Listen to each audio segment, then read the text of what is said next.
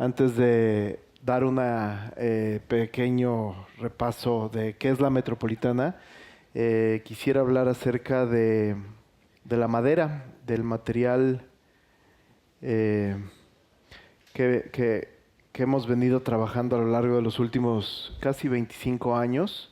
Y pues bueno, eh, empiezo con ello. Voy de regreso al español. Estoy fascinado con el gallego también, ¿eh? Los felicito, tienen un idioma divino. Es impresionante. Pero bueno, voy a ello. Antes que tocar el tema de la madera, quiero contarles que pues estoy aquí de vuelta. Hace 120 años mis bisabuelos maternos cruzaron este mar dirigiéndose a una América que en esa época era una oportunidad. Se fueron sin nada y llegaron sin nada y construyeron una vida que me trajo aquí. Hoy vuelvo por primera vez a esta tierra, vuelvo por ellos, vuelvo junto con mis padres, junto con mi hija, junto con mi hermana, junto con mi sobrino, a conocer esta tierra de la que nuestra sangre hace 120 años decidió salir. Y lo hago pues con mucha emoción y también con mucha humildad, agradeciendo profundamente a David, a la Fundación, a Galicia, España, pues por el recibimiento tan hermoso que nos han hecho. Y pues con lo que nos encontramos después de recorrer kilómetros por carretera, porque la decisión a la que llegamos fue tomar un coche en Madrid y viajar por el norte de España hasta llegar aquí, pues fueron no solamente paisajes, fueron memorias que vienen de tiempos que podría decir que no me pertenecen, tiempos profundos en donde mi sangre, nuestra sangre, habitó también en esta tierra. Y ese es el origen de esta presentación, la memoria.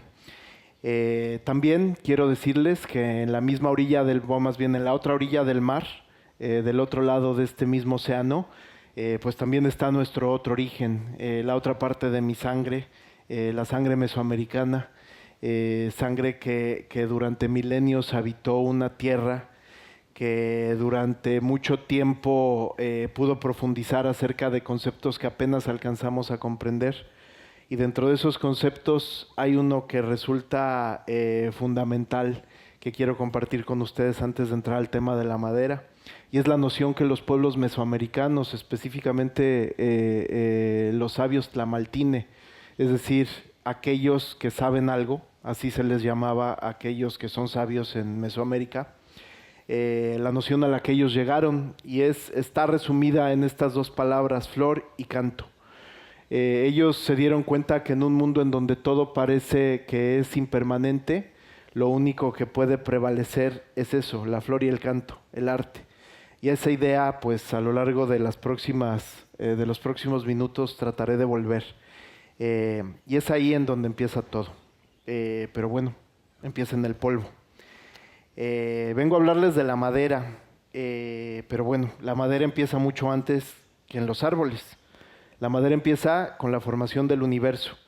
La ciencia dice que eso ocurrió hace 13.800 millones de años atrás. Es una cifra tan grande que aunque la trato de escribir y la escribo, no entiendo, no encuentro la magnitud de cuánto significa 13.800 millones de años. Yo creo que simplemente es una noción mediante la cual la humanidad decimos algo que ocurrió hace muchísimo tiempo, más allá de lo comprensible. Creo que esa cifra, como aquí lo dice, por extraño que parezca, pues también es el origen de mi oficio. Más al rato, ojalá que lleguemos a entender cuál es mi oficio. En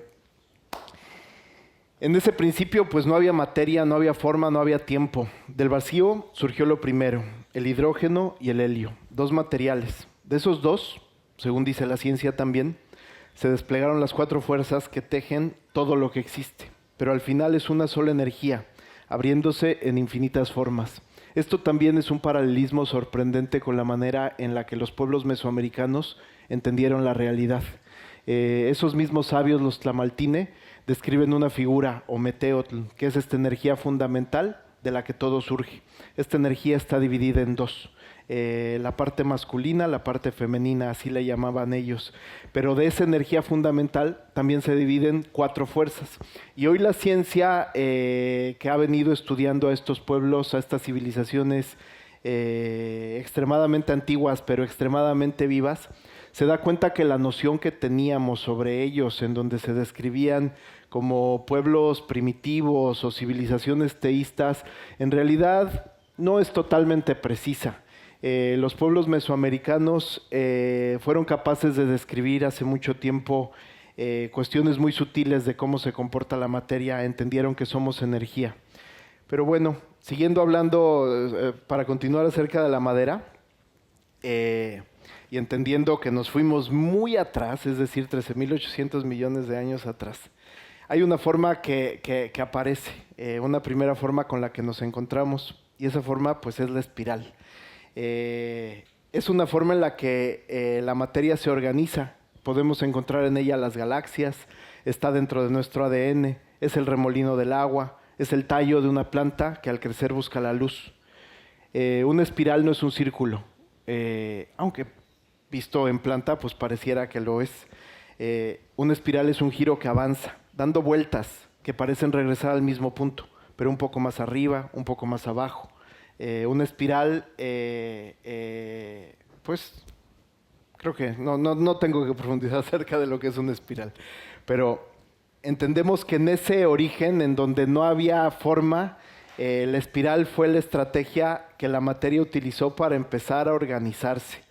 Y en este mismo orden de ideas, con esta historia en donde la materia empieza a girar sin dispersarse, pues llegando a esta elaboración de la presentación, pues llegué a este concepto, o más bien surgió, la materia no se dispersa, se organiza. Del caos, de ese caos inicial, que también la ciencia nos ha ayudado a entender, ese Big Bang, la materia se fue estructurando, del desorden cobró sentido, y como si el universo ensayara, muy despacio, ese ensayo lo ha llevado a la búsqueda de la congruencia. El primer ensayo con el que nos encontramos que la materia realizó fue el relativo al fuego. La gravedad reunió al hidrógeno y al helio en estrellas, y en su interior, esa materia simple, la tabla periódica pone a estos 2 elementos al inicio de la misma, surgió algo nuevo. En la fragua de los soles primitivos se cocinó el carbono. Los núcleos ligeros del hidrógeno y el helio se hicieron complejos y formaron, entre otras materias, formaron al carbono.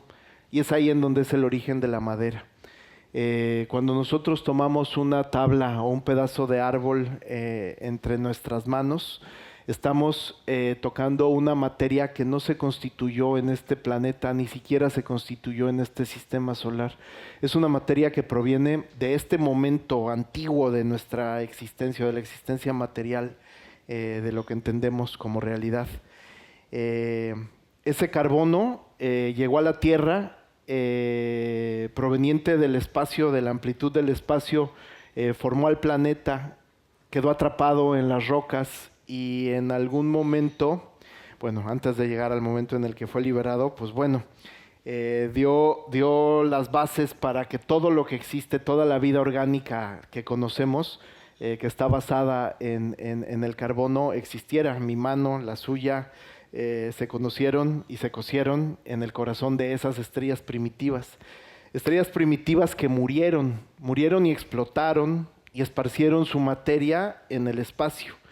Ese polvo estelar que durante eones viajó y se condensó, pues nos forma. Aquí lo dice: somos herederos de soles muertos, hechos de la materia más antigua que el sol que hoy nos calienta.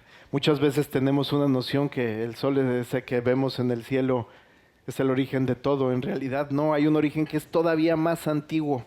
Y en ese origen más antiguo se formaron materiales tan fundamentales como el carbono que nos forma a nosotros y a esta pieza de madera.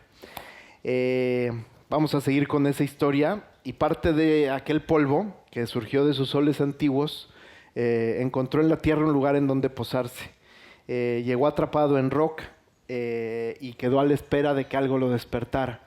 Lo que lo despertó hace ya, bueno, no, sí, todavía miles de millones de años, 4.000 millones de años. Lo que lo despertaron fueron los volcanes. Y durante millones de años, esos volcanes exhalaron ese carbón, que aquí lo describo como un aliento a un cielo que estaba vacío. De cerca, yo creo que todos podemos traer esta imagen a nuestra mente. Pareciera que es la etapa más violenta de la existencia de la Tierra, de la materia, un planeta en llamas, un planeta que no tenía atmósfera, un planeta que estaba lleno de erupciones y de un aire que no era respirable, pero aquí digo algo importante, aire. Esos volcanes, sin saberlo, porque pues bueno, creemos que no tenían conciencia, fueron fraguando el aire que un día la vida iba a respirar. Y digo fraguando porque la fragua necesita que muchos ingredientes se integren. Y después de ese proceso, una vez que esa atmósfera primitiva fue formada, en el mar, no en la tierra, no en el aire, sino en el agua, algo se encendió. Una célula, una membrana, por primera vez separó una dentro de una afuera. Aquí dice, la materia que hasta entonces era toda una sola cosa, trazó una frontera y se volvió alguien. Ese primer alguien es un antecedente muy claro de la vida. Al punto al que llego es a las cianobacterias. Son estos seres diminutos que poblaron los océanos primitivos hace 3.500 millones de años. Y gracias a ellos, gracias a ese alguien, esa célula comenzó a hacer lo que la vida hace. Capturaba la luz del sol. Y al hacerlo, al capturar la luz del sol, cambiaría la realidad. Sintetizó el dióxido de carbono, se quedó con el carbono, liberó el oxígeno. Y esa vida primitiva que surgió en los mares es la causa o es el origen de la atmósfera que entonces sí, el resto de los seres vivos respiramos. Primero en el mar, después por obra de lo vivo, el cielo. Después, en ese proceso incesante, esa célula, pues no sé si a través de la conciencia, la ciencia en este momento seguramente me contradeciría, pero encontró una manera de colaborar. Y esas pequeñas células, esos seres unicelulares, empezaron a formar estructuras más complejas, empezaron a hacerse multicelulares, empezaron a unirse, emulando lo que también la materia había logrado hacer en el interior de esos soles antiguos y primitivos. Se enlazaron células, se formaron organismos distintos, formaron algo más complejo de lo que ninguno de manera unitaria podía hacer. Y la espiral de nuevo aquí se hace presente, un giro más en la historia de la materia, de la vida, de la realidad. Y aquí hago un paréntesis en donde reconozco que muchas veces como humanidad creemos que los sistemas, que la cooperación entre los seres, que los intercambios de energía, que la memoria se origina en la civilización humana. Y creo que pues no es cierto, me atrevo a decirlo. La vida lleva millones, miles, cientos, ¿cuántos? Miles de millones, 3.500 millones de años al menos, los que sabemos que en el planeta Tierra tienen las cianobacterias existiendo, lleva cooperando. Y nosotros, civilización humana, no inventamos estos sistemas, los heredamos. Bueno, lo que la vida resolvió en el agua, un día lo tuvo que llevar a la Tierra. Recordemos, imaginemos, la Tierra en ese momento estaba vacía, estaba despoblada. Era una atmósfera primitiva que ya había sido enriquecida por este proceso increíble que se llama la gran oxidación. Yo cuando empecé a entenderlo me lo imagino. Células, seres diminutos produciendo, sintetizando dióxido de carbono, la materia más abundante en la atmósfera terrestre, conservando carbón y liberando oxígeno que oxidó a tal punto nuestra atmósfera que hizo posible que la vida saliera de los mares y llegara a la Tierra. Pero bueno, ahí la vida se enfrentó a uno de sus primeros grandes retos, que fue cómo sostenerse de pie, porque se tuvo que enfrentar a la gravedad. En los océanos primitivos estaba soportada por los líquidos que la contenían. Cuando sale de ellos, se enfrenta a un gran problema, que fue, bueno, ya no hay algo que me soporte. Entonces, pues bueno, el reto fue seguir buscando la luz, crecer hacia arriba o intentar crecer hacia arriba lo más alto que se pudiera, compitiendo con el vecino. Pero ahorita estamos todavía en la escala de los musgos. O sea, lo más alto probablemente sean milímetros, pero esa capa de vida salió de los mares y colonizó la tierra.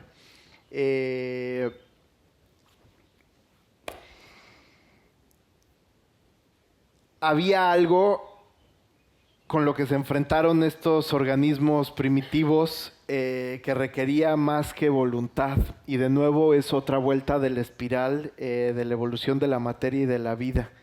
Las plantas vuelven a sintetizar, bueno, más bien no vuelven, sintetizan de nuevo un material. Sintetizan la lignina, un polímero muy primitivo, un polímero que es gracias a él que las plantas vasculares existen. Gracias a este polímero, las células pudieron crecer, pudieron conformar un tronco. Esos tallos, esas pequeñas hojas, se conformaron en un organismo que ahora sí colonizó de una manera contundente la Tierra. Se dice que hay una etapa, bueno, no se dice, más bien la ciencia comprueba y demuestra que hay una etapa alrededor de 450 millones de años atrás, en donde los árboles, ya habiendo inventado, más bien en donde las plantas, ya habiendo inventado la lignina, crecieron tanto que incluso se adelantaron a los procesos naturales de degradación. No había un organismo capaz de degradar la cantidad de materia que esos árboles primitivos estaban produciendo. Gracias a esta realidad que sucedió hace 450 millones de años, entre 450 y 550 millones de años, es que hoy la humanidad encontró, bueno, no hoy, hace unos 250 años o 200 años, encontramos estos grandes reservorios de carbón vegetal. Esos inmensos reservorios de carbón vegetal vienen de esta etapa en donde los árboles dominaron al planeta, crecieron en abundancia a tal punto que no había nadie ni siquiera que fuera capaz de consumir y degradar la gran cantidad de materia que estaban produciendo. Entonces, bueno, es un dato muy importante a recordar.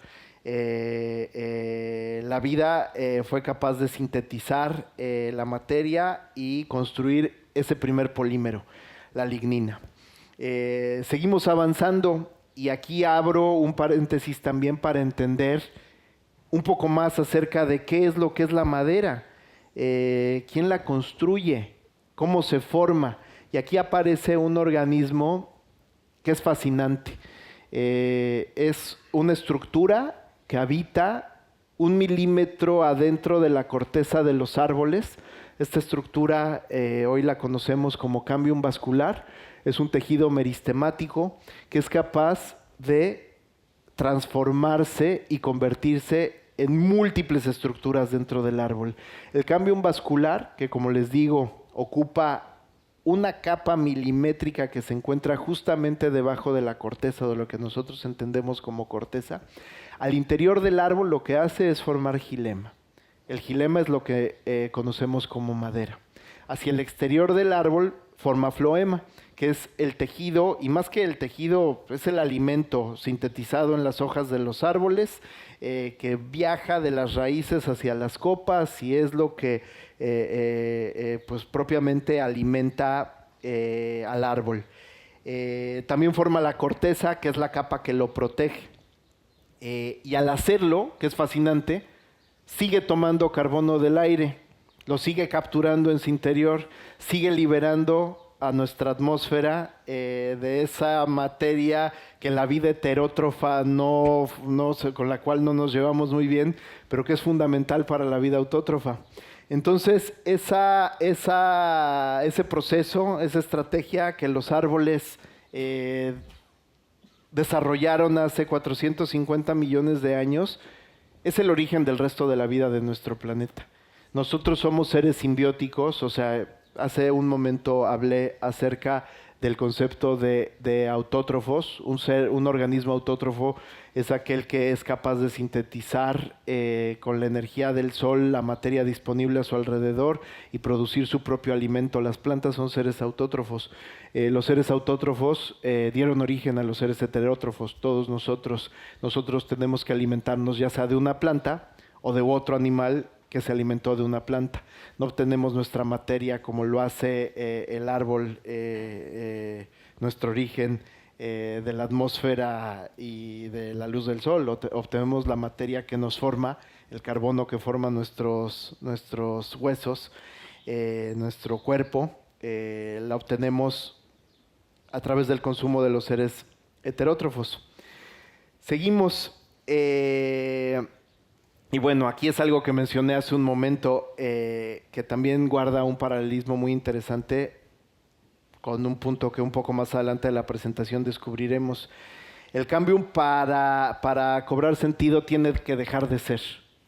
Es una materia que no permanece siendo cambium. El cambium para ser corteza deja de ser cambium, para ser xilema deja de ser cambium, para ser floema deja de ser cambium. Se rompe, se duplica y tiene que entregarse para darle curso al proceso de crecimiento de la materia que conforma el árbol. Aquí lo digo, su naturaleza entera es la entrega. Voy a leer esta parte. Por eso la madera no es un material que se extrae, en realidad es atmósfera solidificada, luz de sol y carbono de estrellas muertas, ordenadas por un ser vivo en una forma que guarda el tiempo. Cada anillo, un año vivido. Al sostener una tabla, o al sostener, bueno, aquí digo sostengo, pero sostenemos 13.800 millones de años de historia. Y bueno, de esos 13.800 millones de años de historia damos un salto cuántico a algunos millones atrás. Y en ese mundo, en esa realidad repleta de naturaleza, nuestros ancestros, los homínidos, evolucionaron al interior de las frondas y las copas de los árboles. Literalmente durante millones de años vivimos al interior de los árboles y fue gracias a los árboles que desarrollamos una gran cantidad de capacidades, nuestra visión espacial, nuestras capacidades de agarre, pues literalmente todo lo que, creo que todos nuestros modos de entender la espacialidad provienen de esta etapa en donde nuestros ancestros, los homínidos, habitaban al interior de los árboles. Como aquí lo digo, no aparecimos sobre la tierra, aparecimos al interior de los árboles. Y luego, al bajar de ellos, pues traíamos el bosque puesto en nuestro interior, guardado en nuestra memoria, como lo que nos pasó a la familia Escobedo Baena al recorrer los bosques asturianos. Aunque nunca habíamos estado en ellos, los bosques estaban dentro de nosotros. Y la misma mano, aquí lo digo, lo voy a leer literalmente, que durante millones de años se aferró a una rama, un día tomó una rama y construyó una herramienta. No fue una ruptura, fue la espiral dando otra vuelta. La cultura no nació contra la naturaleza, nació de ella, como una rama más. Y bueno, durante la gran mayoría de esos primeros pasos, el material fue la madera. Una rama afilada, un mango, una lanza, la primera prolongación del cuerpo. Antes que el metal, antes que la piedra pulida, la madera fue el primer modo que tuvo la humanidad para transformar el mundo. Y sí me atrevo a decirlo, ahí ya éramos humanidad, empezamos a ser humanidad. Con la madera levantamos también nuestro primer techo. No solo herramientas, también construimos refugios. Heredamos esa arquitectura de la que proveníamos, que era una arquitectura que se había construido a lo largo de millones de años en el bosque, y la utilizamos para construir la primera arquitectura que existe, que son los primeros refugios.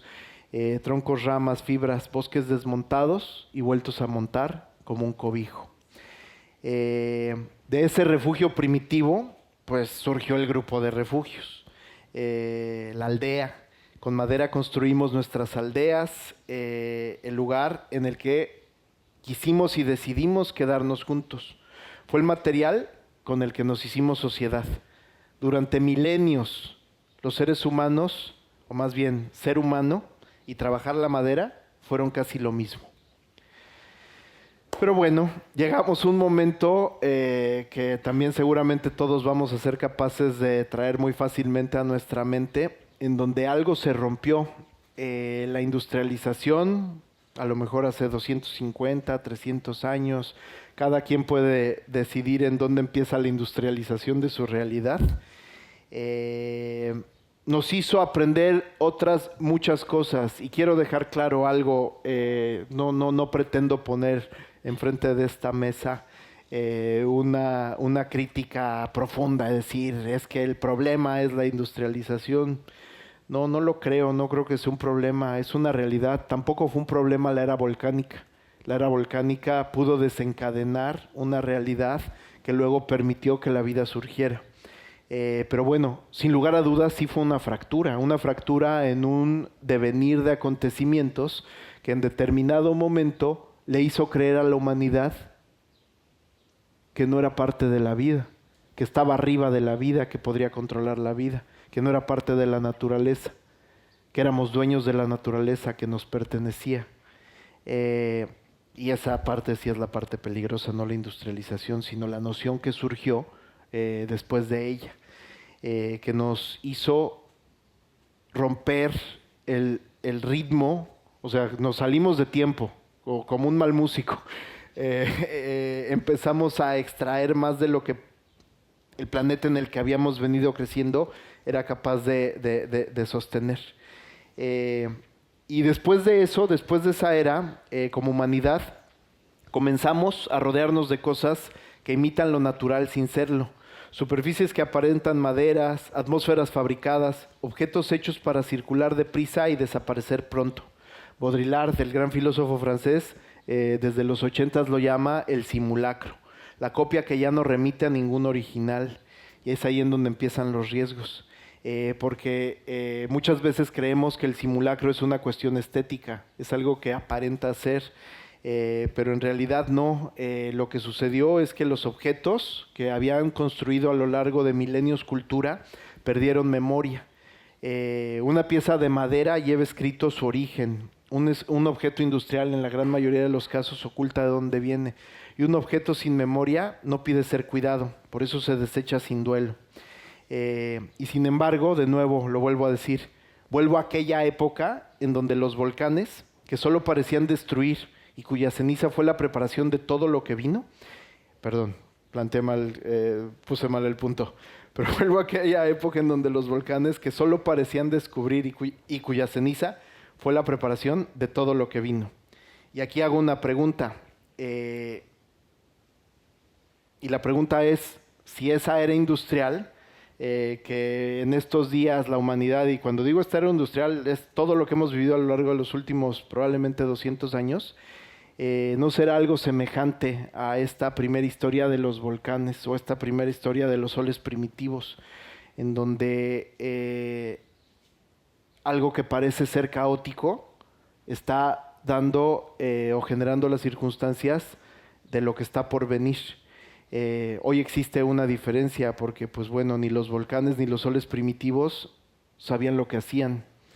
Y hoy, por primera vez en la existencia, la vida sí lo sabe. Somos nosotros los primeros seres que podemos observarnos, que podemos reconocer de dónde venimos. Nosotros sí, aquí lo dice. La ceniza no se vuelve suelo por sí sola. Y aquí vuelvo a la madera, y vuelvo a ella no como un sustituto heroico del acero, porque en estos últimos tiempos pues hay una serie de ideas que parecen querer sustituir, que parecen querer demoler, que parecen querer reemplazar todo lo que existe por una realidad nueva y sustentable. Vamos a tirar todo lo que la modernidad construyó y vamos a reconstruirlo en un nuevo material que ahora sí es renovable. Nos hacen creer la madera nunca se nos va a acabar. A diferencia del petróleo, a diferencia del acero, a diferencia la madera, como viene de la vida, esa sí nunca se acaba, pero bueno, ahí está un error fundamental. Pero al mismo tiempo ahí está también una gran oportunidad, porque lo que debemos de hacer es reconocer que no habitamos solo las paredes y las estructuras, habitamos las cosas que tocamos, los objetos en los que apoyamos el cuerpo. y que soporta nuestra vida. Y es ahí en donde la madera ocupa un lugar fundamental. Y aquí empiezo a hablar un poco de quién soy, de dónde vengo y a quién represento.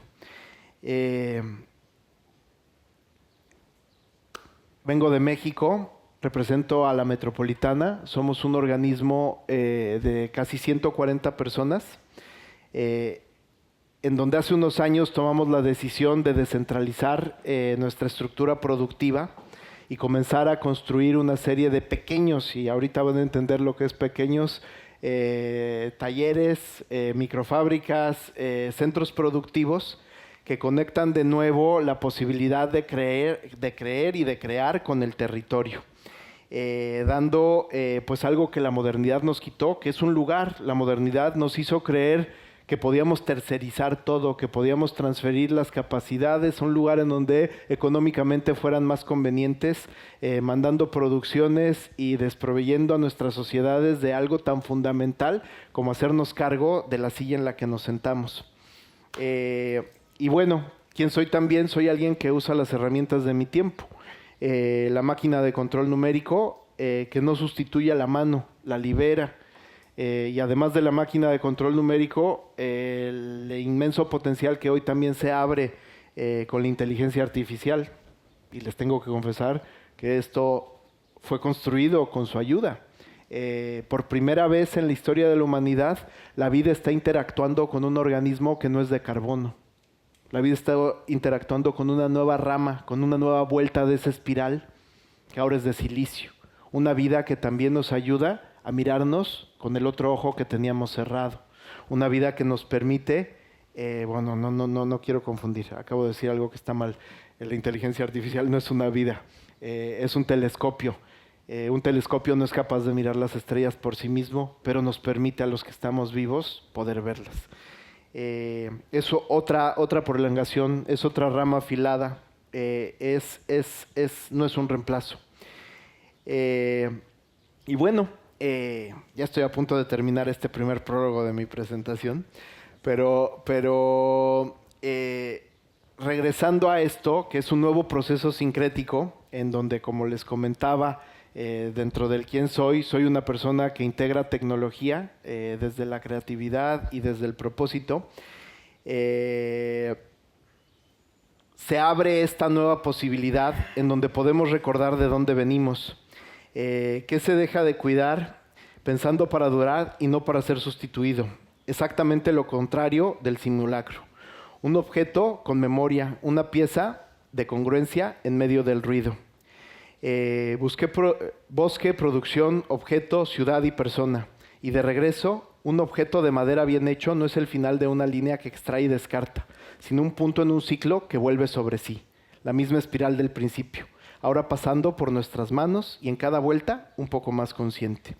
Por eso trabajar la madera, no siento que manipulo un recurso, siento que ocupo el lugar del cambio. Tomo una materia que viene de muy lejos, del carbono de una estrella, de dos orillas de un mismo mar, y decido en qué se convierte. Decido si dejo ceniza o estructura con sentido. Vuelvo para terminar a la herencia de la otra orilla. Flor y canto, decimos en castellano. In Xochitl, in Cuiactl. Se sigue diciendo 500 años después, en la lengua de un pueblo que, a pesar de todo lo vivido, aún mira el porvenir con esperanza, listo para su próximo ciclo.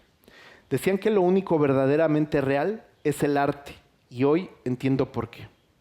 Eso es lo que hace la materia, cuando a través de nosotros no copia la naturaleza, sino que la continúa. Eso es habitar la madera para mí. No preferir un material noble, reconocer que pertenezco al mismo proceso que hizo la estrella, el aire y el árbol. No soltar la tierra ahora que aprendimos a mirarla desde lejos. Dar luz sin dejar ceniza. Flor y canto, decían nuestros abuelos.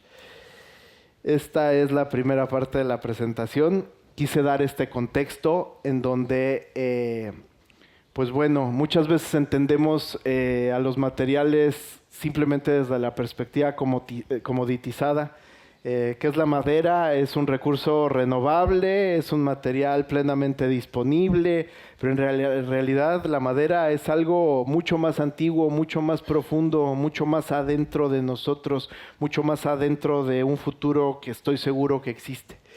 Y ahí voy a hacer un brinco para compartir con ustedes qué es la Metropolitana y por qué estamos aquí. A ver. Perdón. Espérense. Déjenme. Ahí está.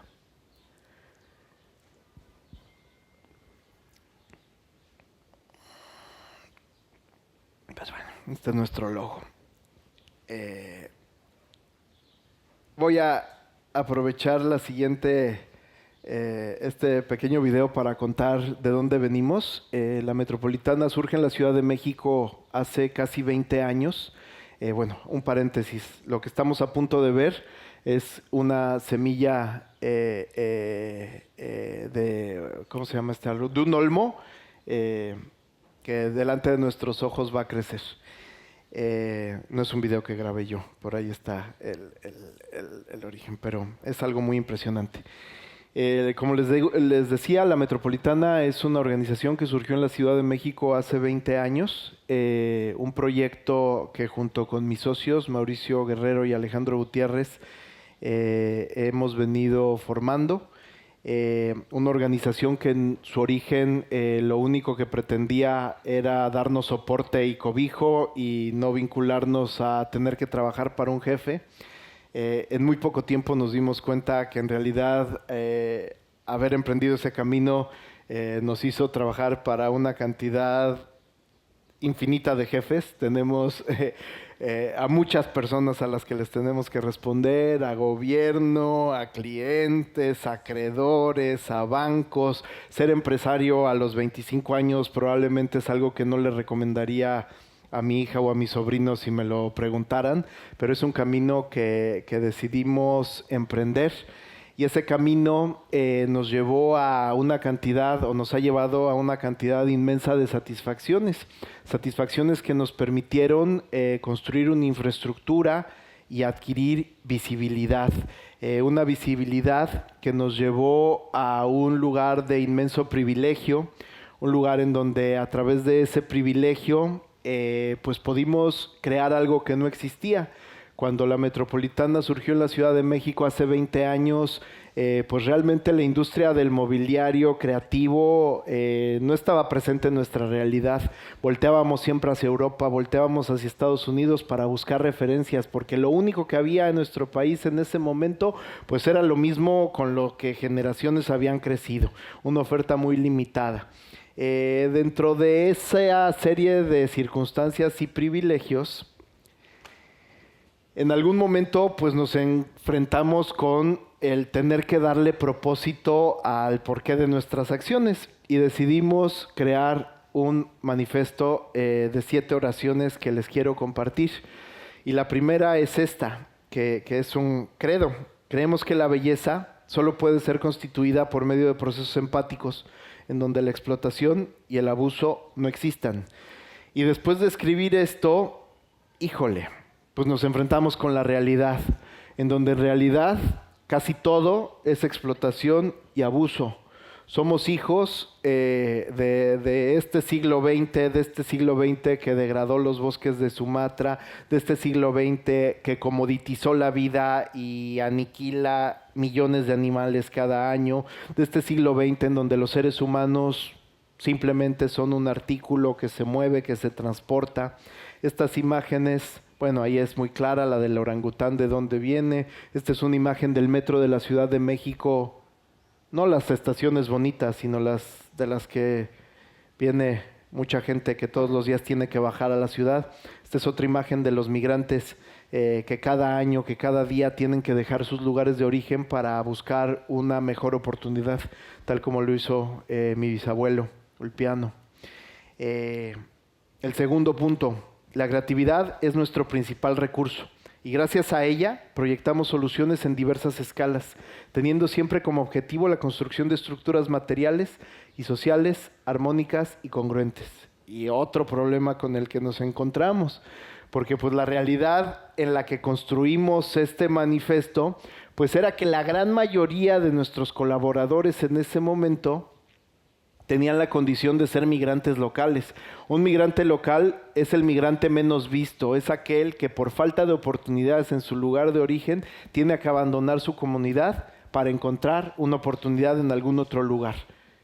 Hace 20 años que empezó el proyecto, pues a quienes contratamos en ese momento, pues eran a las personas que estaban cerca de nosotros. Después de 5 o 7 años de colaborar con ellos, de hermanarnos, de entender sus necesidades y comprender que no solamente se trataba de hacer muebles, entendimos que el proyecto tenía que ser replanteado.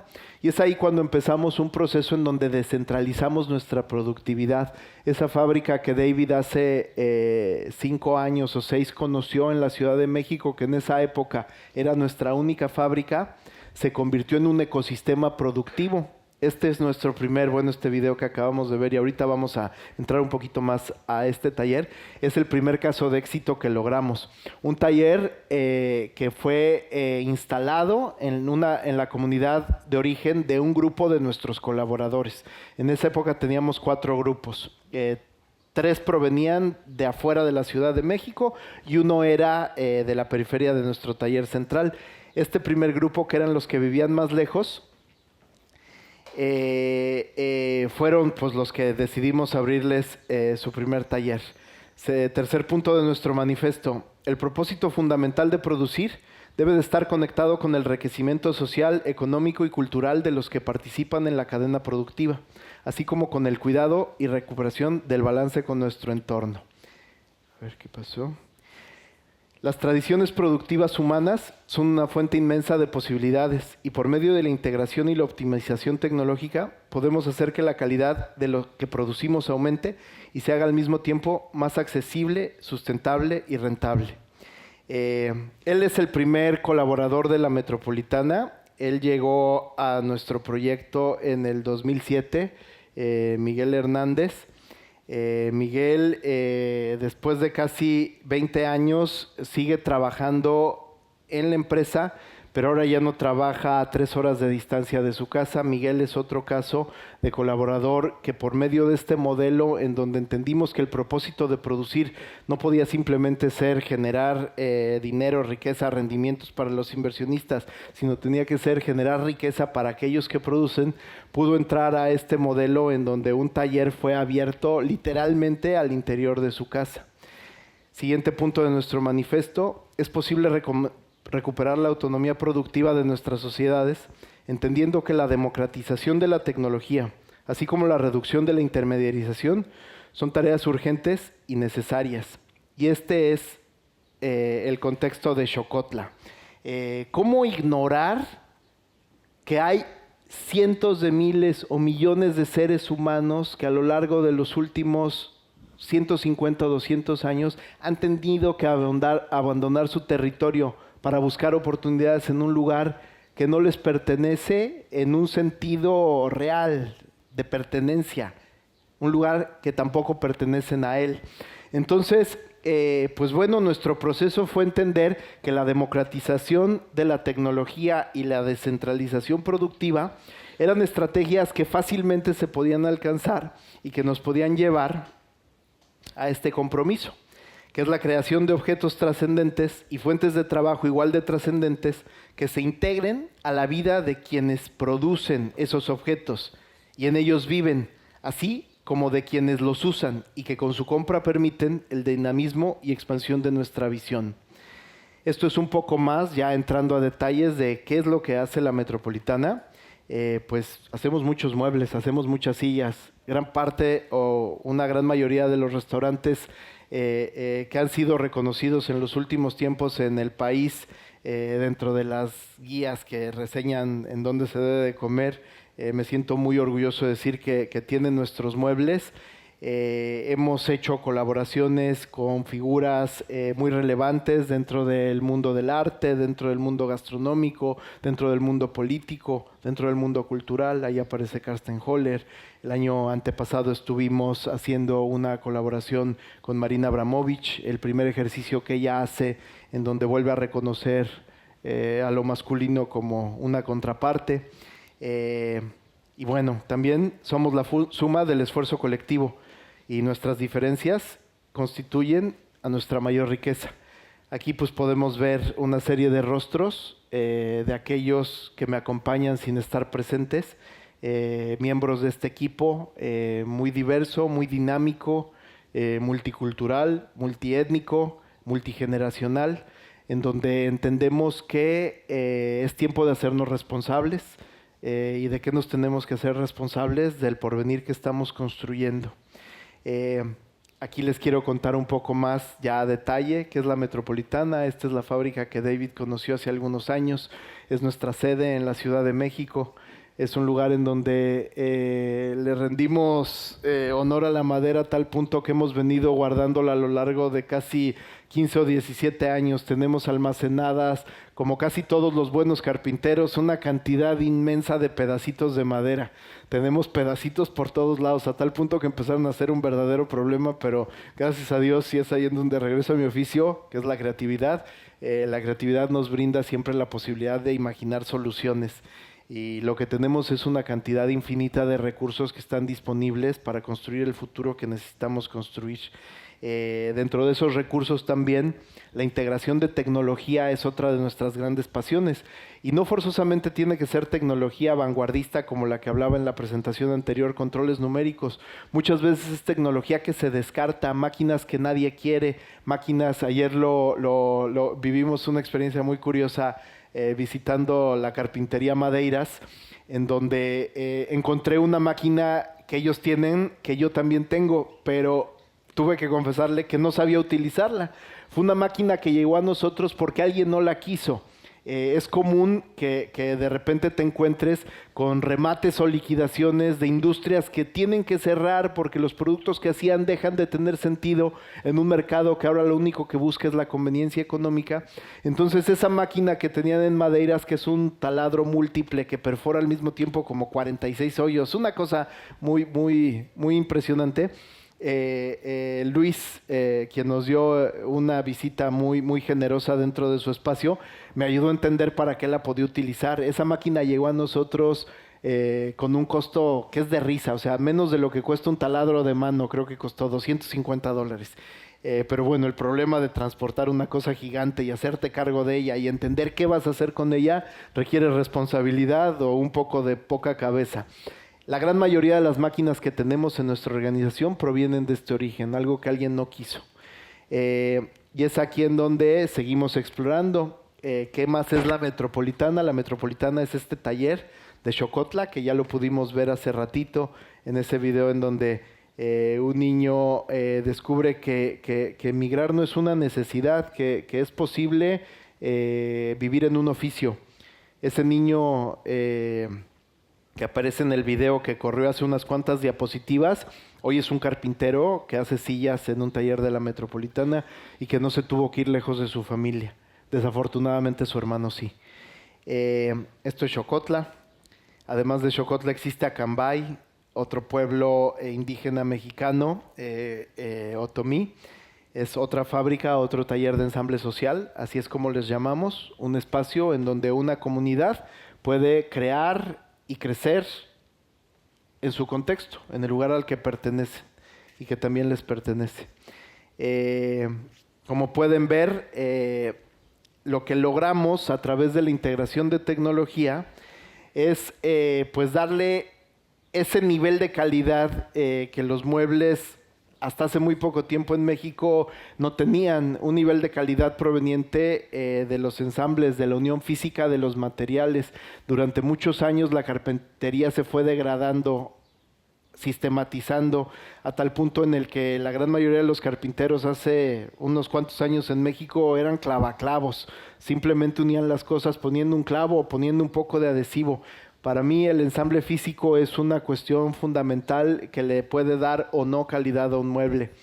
Esa es la base fundamental de nuestros procesos. Además de esa fábrica de Acambay, tenemos este otro espacio en Chimalhuacán, que es también una zona conurbada de la Ciudad de México. Esto ya es una infraestructura mayor, es un lugar en donde también nos hemos tenido que hacer responsables de catástrofes ambientales.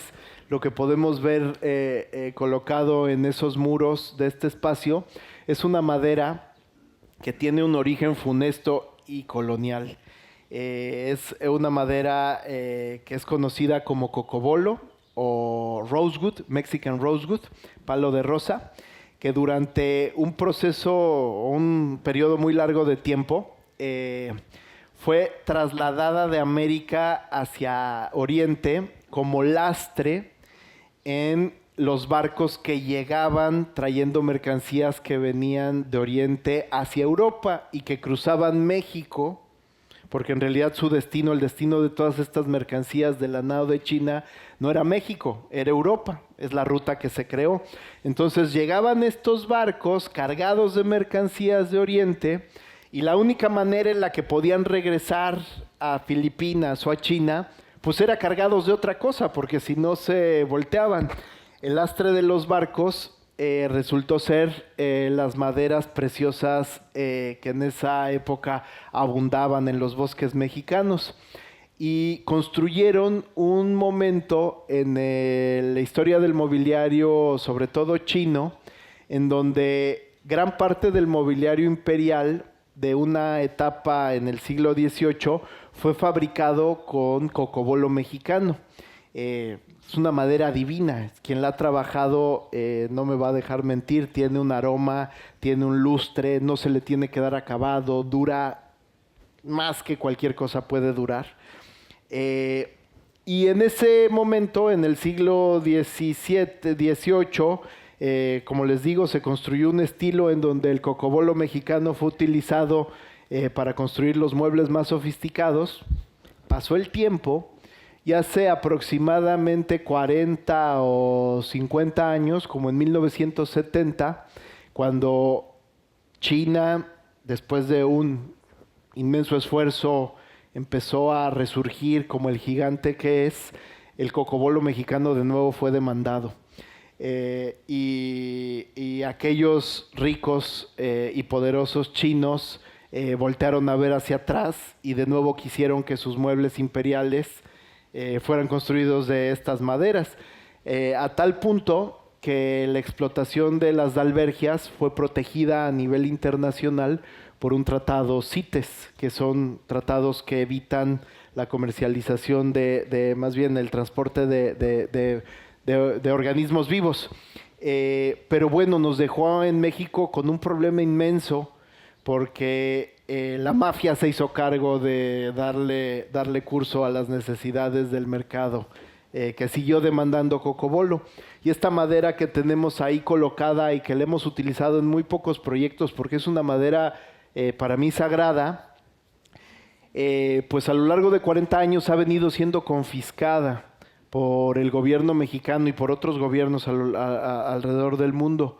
En México se calcula que existen decenas de miles de contenedores de cocobolo retenidos en puertos, en bodegas fiscales, árboles que fueron cortados y que no pueden regresar al bosque del cual fueron extraídos y que están esperando a que algo suceda. Esta madera llegó a nosotros por medio de una subasta. Les digo que nos hemos hecho de una manera u otra aficionados o adictos a tomar lo que alguien no quiere y hacerlo nuestro. Llegó una subasta del gobierno que no se dio cuenta que estaba poniendo a la venta un material pues, sagrado y prohibido. Entonces tenemos el stock de cocobolo legal más grande del mundo, yo creo. Y sigo avanzando un poquito más. Todo esto es la metropolitana. Estos son sueños que están por venir. Este es un nuevo proyecto que queremos hacer en Fortín de las Flores. Muy cerca de la comunidad de Xocotla. Queremos ampliar nuestra capacidad productiva por allá. Y aquí les quiero mostrar este video en donde ya no hablo yo, sino hablan aquellos que se han venido beneficiando del proyecto.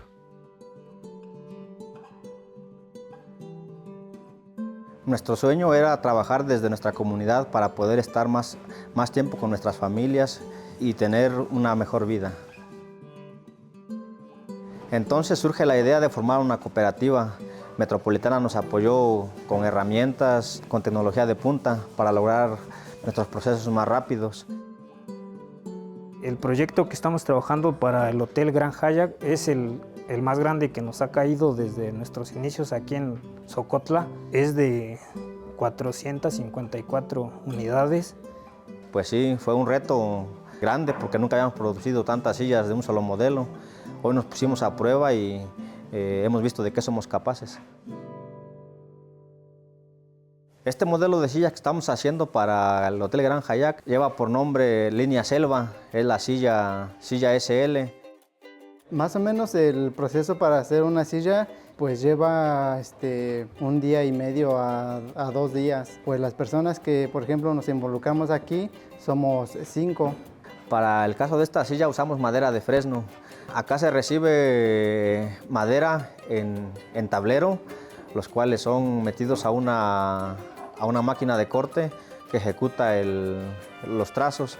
Separamos las piezas, las limpiamos, ensambla laterales, se pega y pues posteriormente se manda hacia el taller y ya ahí se termina lo que es el lijado.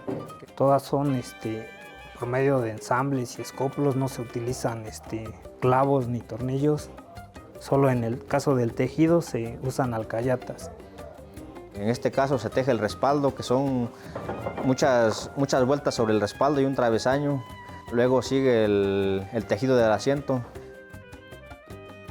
Y pues sí, todo se hace de manera manual.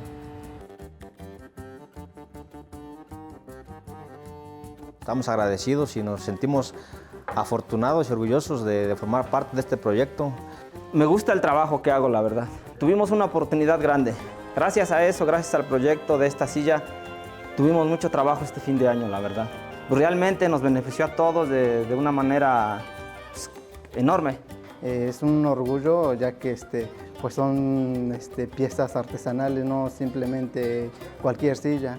Me da gusto que esta silla, este trabajo que nosotros realizamos pueda ser admirado y visto por gente de todo el mundo en el Hotel Gran Hyatt. Para que vean el talento veracruzano, talento mexicano.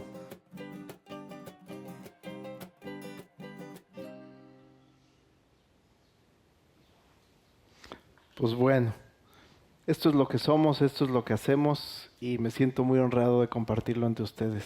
Les agradezco mucho su atención, su tiempo y estoy muy emocionado y ¿cómo decirlo? Pues de abrir un diálogo, si tienen alguna pregunta, si quieren compartir. Digamos que esta es la parte estática de la presentación, pero yo estoy aquí para ustedes. Muchas gracias.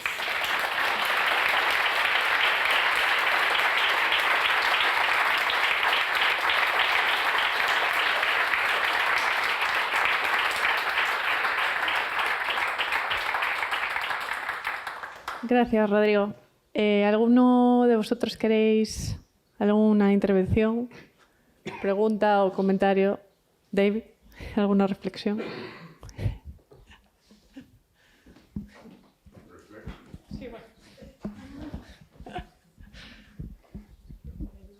Rodrigo, first of all, thank you so much for this journey that you took us on. Incredible journey in time and in geography.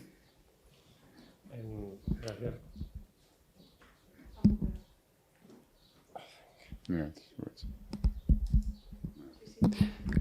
Gracias, Rodrigo, por este viaje, recorrido por el que nos has llevado. Viaje increíble. I knew you were someone committed to practical and social and environmental things. I wasn't expecting so much deep philosophy, which I thank you for as well. Sé que eres alguien comprometido con lo social, con lo pragmático, pero no esperaba también este acercamiento desde la filosofía más profunda de la práctica.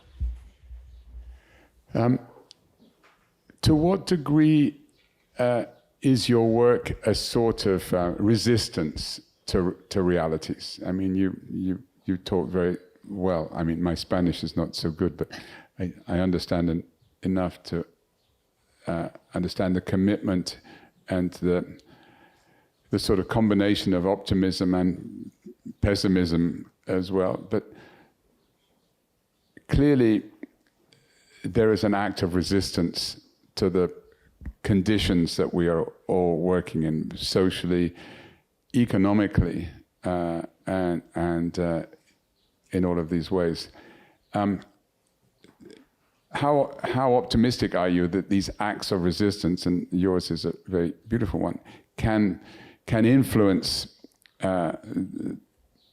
in a bigger way the responsibility that we have and the system of production and the system of distribution, the system of economics that has pushed us so far in the opposite direction? Traduzco la pregunta.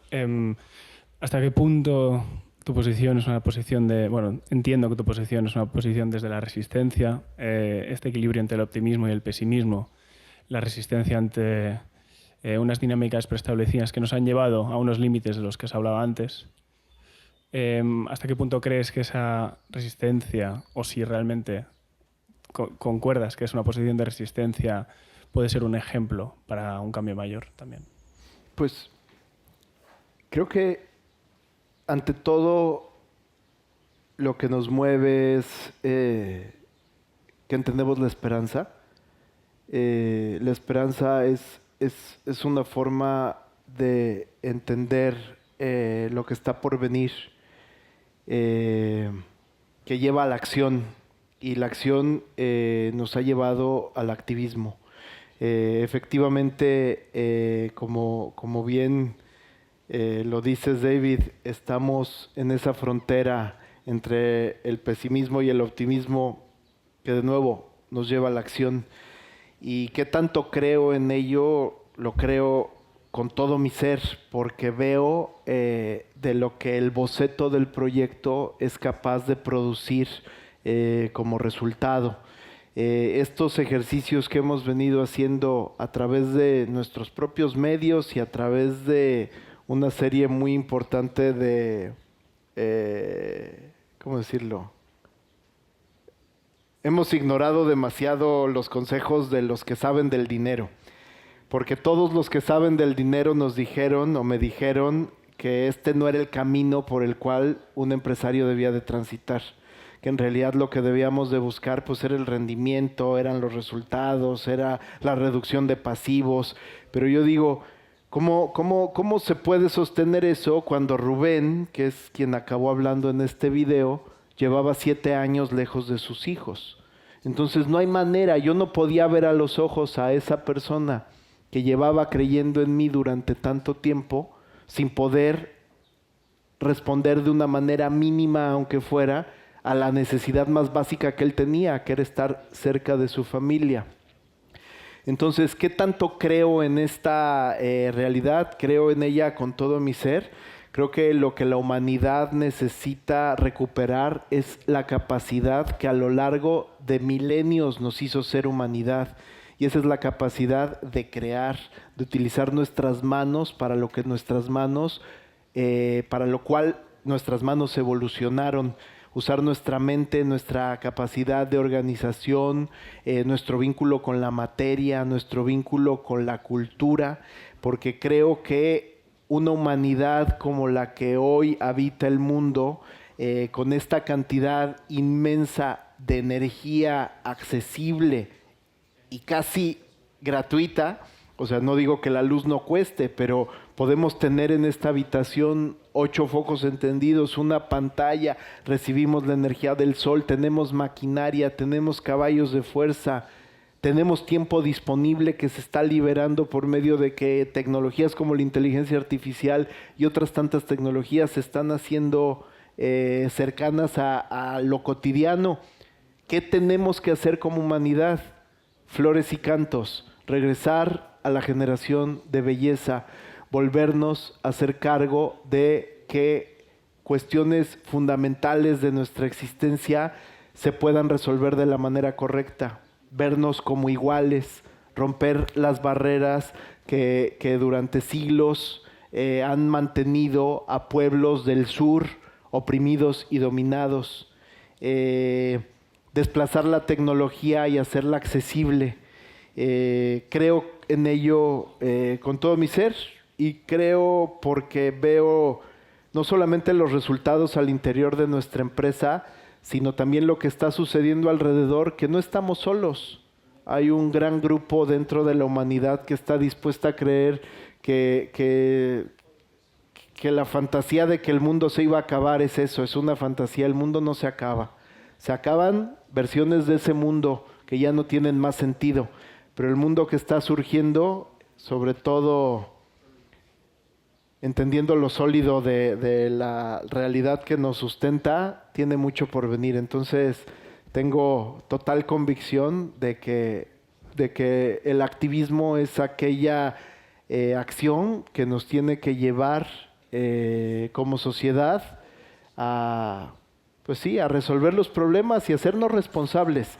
Somos una generación que pareciera que vamos a ser hijos para siempre, pero a mí me queda muy claro viendo a mis padres que no vamos a ser hijos para siempre, que también somos padres y que tenemos que hacernos responsables del espacio que nos está siendo legado, del conocimiento que nos está siendo legado, de la materia, de los recursos que nos están siendo legados.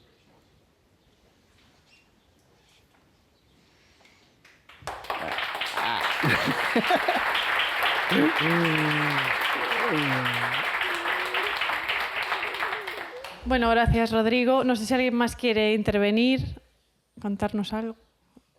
Manuel. Bueno, muchas gracias, Rodrigo. Yo estoy enamorado, pero por aparte soy un pequeño carpintero en mi pequeña metropolitana en mi casa. No, quería. Sí se puede. Si me deja. No, es broma. Quería saber un poco también el sistema, al final un poco del modelo, ¿no? que habéis ido instaurando con todos esos trabajadores, habéis ido ampliando otra sede, estos modelos, ¿no? Un poco cómo ha sido esa secuencia también que has ido explicando, ¿no? Pero de organizar, porque al final hay muchas inversiones, ¿no? el encontrar toda esa gente que quiere aprender, que quiere volcarse, un poco como ha sido el huevo y la gallina, ¿sabes? De tener mucha gente y decir, no, ahora ya puedes localizar, o no, aquí hay que ponerse, aquí invierto, y entonces empiezo a encontrar gente. Y después lo que decías ahora mismo también de cómo, si percibís un poco el efecto de que, lo que decías, que no estáis solos, pero también el haberse situado, el haber tirado de esos, habéis sido motor también, por ejemplo, de proveedores de materiales, de otras, bueno, de generar, digamos, un ecosistema secundario, gracias a vosotros estar ahí, que ya no sois los únicos, que a lo mejor os han replicado. Porque también es un poco una de estas cosas que siempre que nosotros trabajamos aquí desde la Fundación, tenemos un poco el ánimo de que un ejemplo, un proceso inspire y replique, ¿no? Y que provoque un efecto, y con esta exposición también de diseño también pensamos en eso. Y puede haber esa aplicación del diseño en procesos que están hechos pues, para resolver un problema o para un tema más de artesanía, se puede convertir en sistema, en modelo económico que genere riqueza, etcétera, etcétera. Gracias por tu pregunta.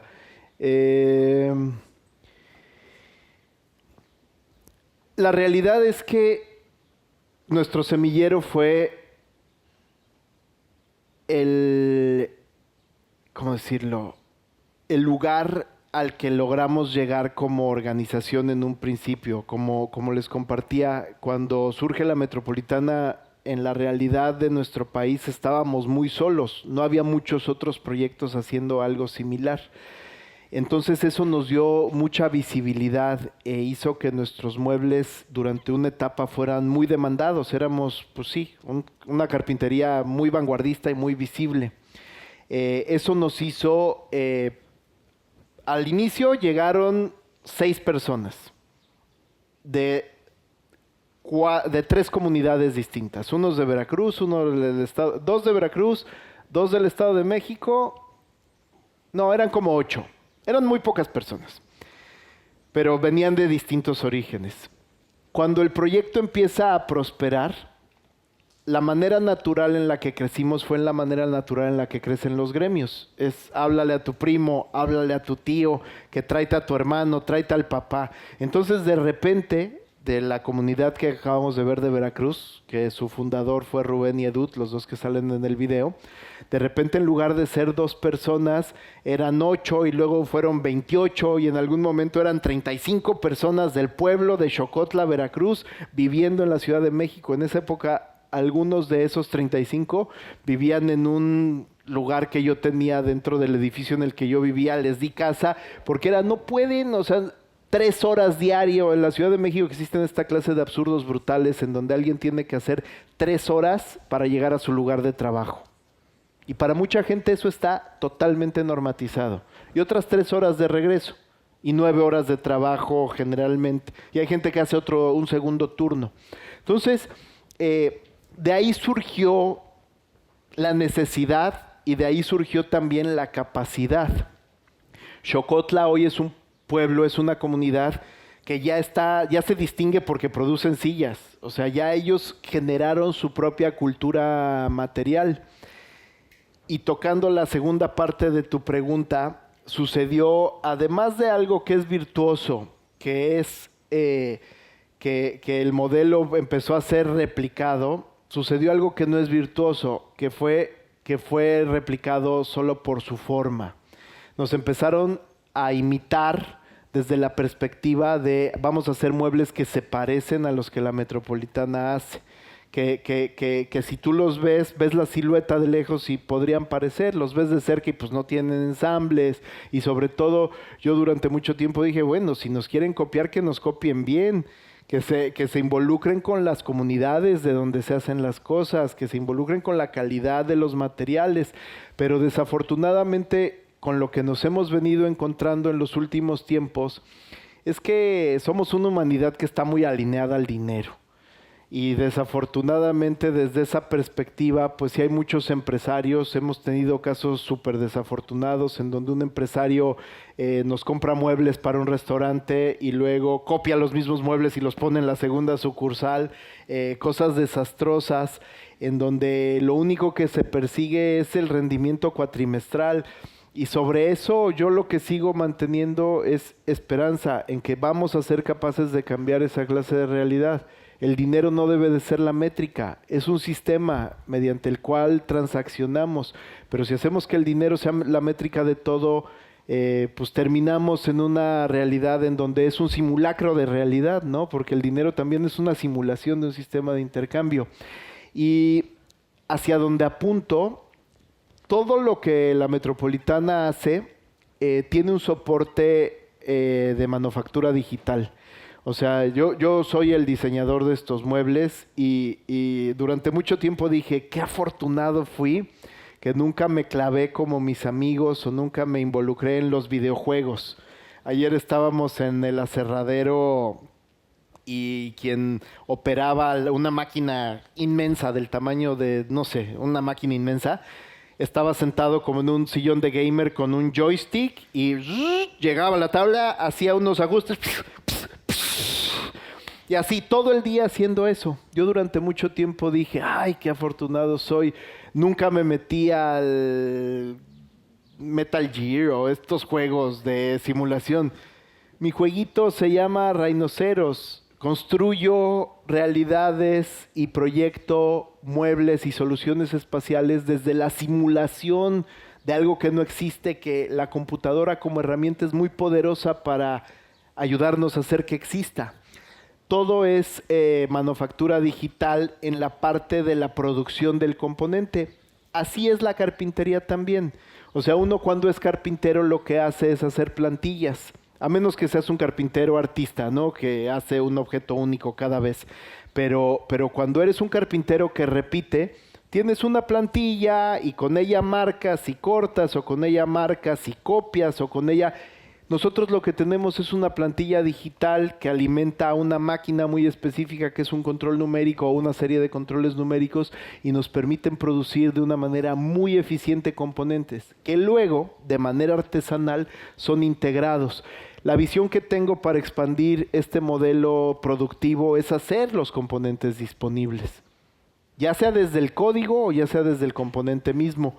Hoy ya tenemos un ejercicio activo, déjenme mostrárselos porque vale la pena verlo, que es esto que está aquí, que es una silla que uno puede, o sea, esto es un precio en pesos mexicanos, es decir, cuesta menos de 100 euros. 1,590 pesos son aproximadamente 75 euros. Pero es una silla que no compras siendo silla, la compras como componentes. Puedes elegir la madera de la que quieres que esa silla sea. Ahí. Es el banco.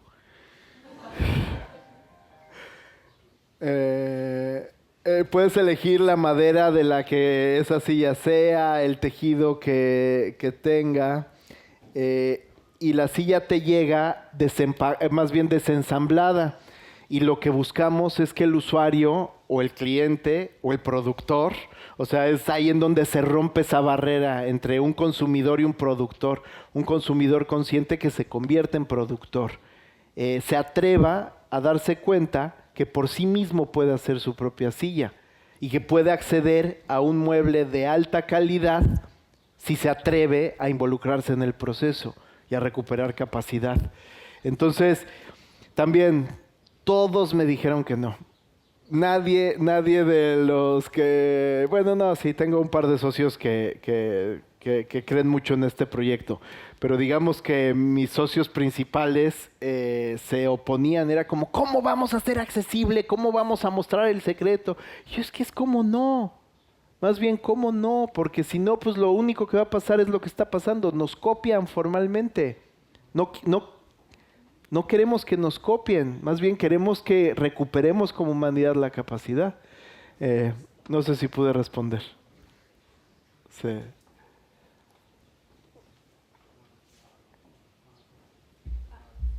¿Alguien más? Sí, Andrés. Uy, me lo pones complicado. Hacemos envíos internacionales, ¿eh? Sí. Hola, mira, ¿crees que este sistema vuestro, que nace al final un poco casi del activismo, de no hacer caso a la gente del dinero, en realidad pueda ser una ventaja ahora mismo ya competitiva en el sentido de que lo que necesitáis para crecer es una comunidad que no quiere emigrar y que de esas en realidad hay mucho más? Pensando desde la visión de esta orilla en la que conseguir un carpintero es prácticamente milagroso aquí. Claro. Yo creo que ese es su mayor potencial, creo que, y también una de sus mayores virtudes, porque es un sistema que está soportado por tecnología que es accesible en cualquier parte del mundo. Cualquier persona en cualquier lugar podría hoy hacer muebles de la metropolitana haciéndose parte de de una organización, de un sistema. ¿De qué manera te puedes hacer parte? Pagando una regalía, trayendo... No lo tengo claro en este momento, todavía no iniciamos con esa clase de proceso. Lo que sí tengo claro es que, al igual que en esta región del mundo, en México, somos una sociedad que está desprovista de capacidad. Si bien a lo mejor no es imposible encontrar un carpintero, sí es imposible casi encontrar un carpintero bueno, que no te arranque un ojo de la cara por hacer un trabajo que si le pones un poquito de tecnología lo podrías hacer muy fácilmente. La tecnología está aquí para volver a hacer que la calidad se haga accesible en la vida cotidiana. Creo que la economía extrajo la calidad de lo cotidiano. Creo que hoy sí, uno de los mayores potenciales que tenemos como organización es poder esparcir nuestra manera de hacer las cosas, compartiéndola y haciendo que el proceso sea justo. Nuestro método ¿cómo decirlo? Nuestra aproximación a lo económico es darle claridad al artesano que produce cuánto va a recibir por cada silla que produce. Porque muchas veces los empresarios piensan, no, pues que el que lo hace gane lo menos posible. Nosotros vamos al revés. Le preguntamos al que lo hace cuánto tienes que ganar a Rubén y a su equipo, cuánto debes de ganar por producir esta silla. Entonces ellos se reúnen como comunidad y dicen, esta silla vale 3,500 pesos, 2,500 pesos.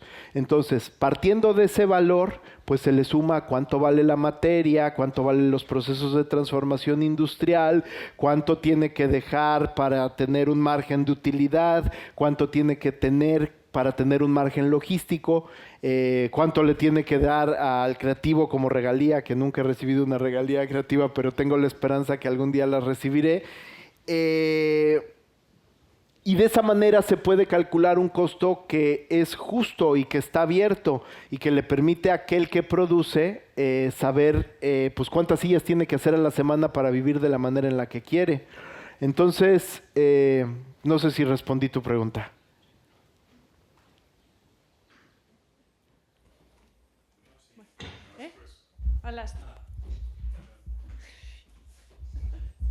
¿Qué tal? Muchas gracias, Rodrigo, por la charla. Quería saber si dentro de la metropolitana también tenéis, claramente tenéis carpinteros y tenéis comunidades en la transformación de esta madera en muebles, pero tenéis también dentro de la metropolitana plantaciones forestales, el sector forestal. Tenéis a comunidades que se encargan de manejar bosques, de que esa manera crezca acorde a unos estándares por los cuales luego vosotros vais a poder utilizarlos con ese estándar de calidad. Sí. Hasta hace muy poco tiempo la respuesta hubiera tenido que ser no, porque nos habíamos mantenido muy cerca nada más de el producto y la creación la creación. Hace 2 o 3 años, cuando empezamos a entender las implicaciones de lo que habíamos hecho, y lo que hicimos fue poner de moda una estética y una serie de maderas, que sí se pusieron de moda a un nivel en donde muchas personas en México empezaron ¡ay, muebles de madera sólida! Se produjo una crisis ambiental en donde muchos árboles fueron cortados, árboles que no tenían que ser cortados. Entonces, a partir de eso, de nuevo, llega la conciencia, que es nuestro gran motor, que no nos pertenece si no somos capaces de recibirla, si estamos dispuestos a ello.